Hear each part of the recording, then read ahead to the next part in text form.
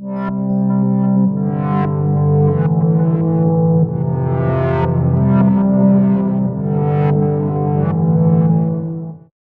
if most of what you experience begins in your thoughts?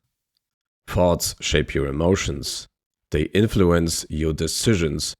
They give meaning to what you see and what you go through. It is through them that you interpret reality. And perhaps, in some way, you also participate in shaping it. For centuries, there has been an idea that thought carries power, that what you focus on begins to appear more clearly in your life. At times, this may feel too simple to be true. And yet, you think about something, and suddenly you start noticing it everywhere. People, situations, opportunities. As if they were always there, but somehow invisible before. So what is really happening? Are we creating these experiences? Or are we simply becoming aware of what was already there? Perhaps the answer depends on how we choose to interpret it. As the Greek philosopher Protagoras once said, "Man is the measure of all things." We assign meaning to what we see. We decide what becomes real to us.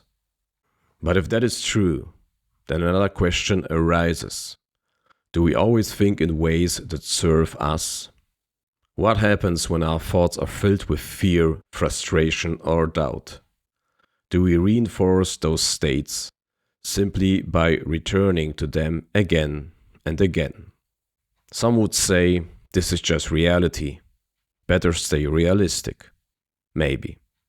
But only if that way of thinking actually leads to a life you want to live. And if it doesn't, then perhaps it is worth asking, are we overlooking one of the most powerful tools we already have? Our attention, our awareness, our ability to think consciously. One of the reasons we often abandon this idea may simply be impatience. At first we doubt, then we try. Sometimes we even notice small shifts. But soon expectations grow. We want faster results, stronger outcomes. And when they don't come quickly enough, frustration appears. And with it, old patterns return. That doesn't mean there is no power in thought. Quite the opposite. It only means that this power can work in different directions. If we remain too long in frustration or doubt, we begin to reinforce exactly those states. And in doing so, we move further away from something essential. Our thoughts are like breathing. We can speed it up, we can slow it down, we can become aware of it. And in a similar way, we can become aware of how we think. But this requires practice and consistency. No matter where you are in life, you always have influence over what happens in your mind. You don't need anything external for that. You can imagine a different reality. You can explore different perspectives. And if you choose not to, well, that is also a decision. But what if the way you think gradually begins to shape the way you experience the world?